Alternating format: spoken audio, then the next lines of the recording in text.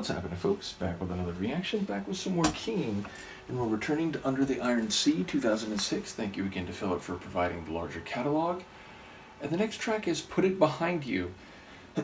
It's a phrase that is often used to encourage someone to move on, to let go of any hang-ups or emotional blockages that they have. The idea of simply looking forward in time and process rather than dwelling on some event. Now, I think built into that is some implicit or inherent negativity, some problems, some difficulty, including those that might be seen as worthy of further reflection, but the normative prescription being given is such that they should look to things which haven't happened yet, or possibilities rather than realities in the temporal past. So yeah, there's a positivity built into the phrase, but an implied negative situation or context from which that prescription is being, or to which that prescription is being applied. Luca doesn't care what I'm saying. Let's give it a listen. This is Keane. The tune is Put It Behind You, and it's from the 2006 album Under the Iron Sea.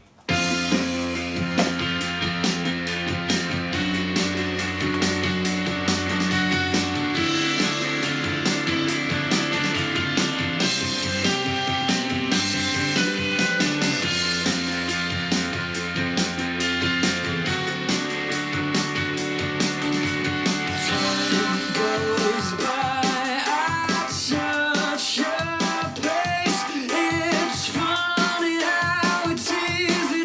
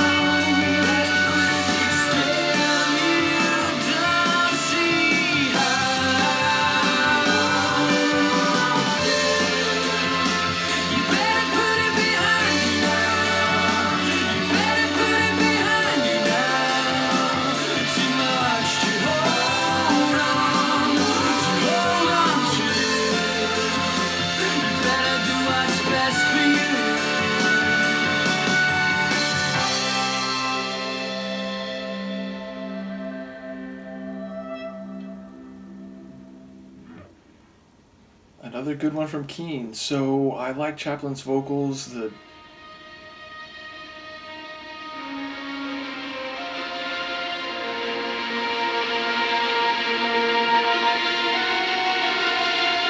sure.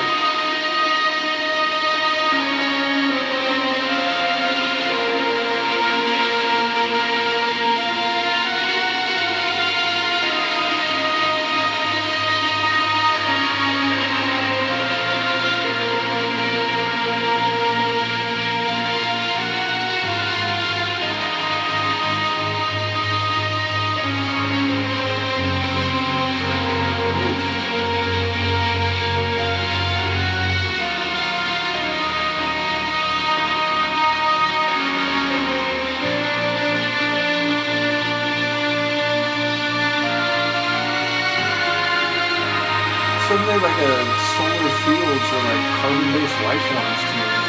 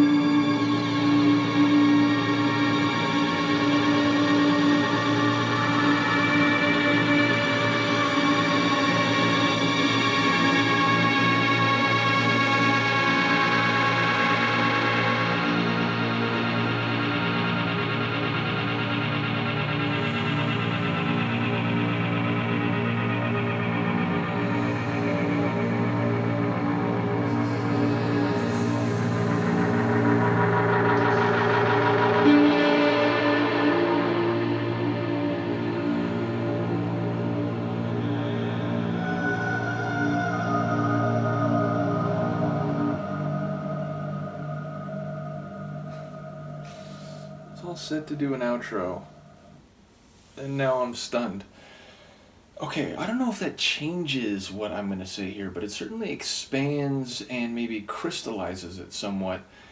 I'll try to start with the normal part of the tune, what I was going to say. It feels thematically, lyrically, more or less what I expected, but with more nuance.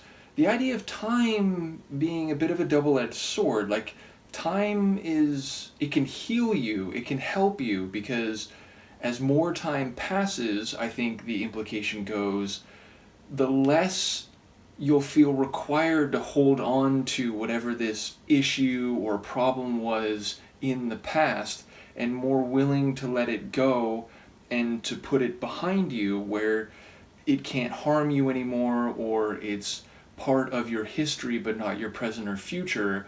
But also, not a threat, but a suggestion that if you don't do that, if you don't allow time to be a healing process and dimension, that you may miss out on possibilities and interactions in the future, because time won't wait. If you're still looking this way, you're not gonna be able to notice something that you could latch on to or derive enjoyment or emotional satisfaction from in the future. So again, it feels like it's essentially what I said, that you have to be able to move on if you're to find something new. You have to be willing to let something go if you're ever going to heal for yourself, but with slightly more detailed contours than I was thinking in advance. And then I wonder whether this second part of the tune, which suddenly, as I said, felt like this cosmic Sibient sort of section, is indicative of the way the normal part of the track was allowed to recede into the distance and looking to this advanced future with a slightly different sound and scope, but also I think some of the same melodic work that was in the first or normal part of the tune. It felt like some of the sonics and melody at play in this second instrumental phase of the track, and I say instrumental, there were like these backing choral vocals eventually, which felt, again, like this angelic or extraterrestrial type of choral layer, as well as some echoed, like spoken or more normal voices, which still had this futuristic feel to them. So I wonder whether that section was using some motifs in the first part, but taking it to this scale well beyond the normal part of the track. So I wonder whether there was some conceptual expression of the theme lyrically of the tune in the sonic separation of those two parts and the way the larger tune overall played out. But again, Chaplin's vocals in the chorus just had this real energy, this power to them. You could feel him urging, encouraging, and offering an emotional entreaty to the person being spoken to do what he's saying, to try to look this way instead of that.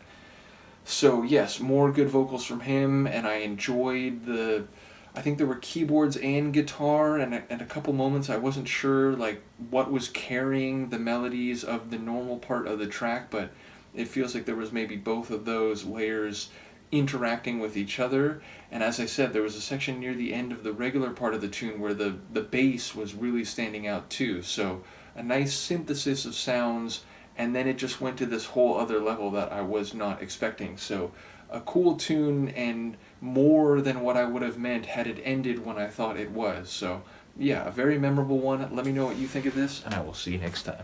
Peace.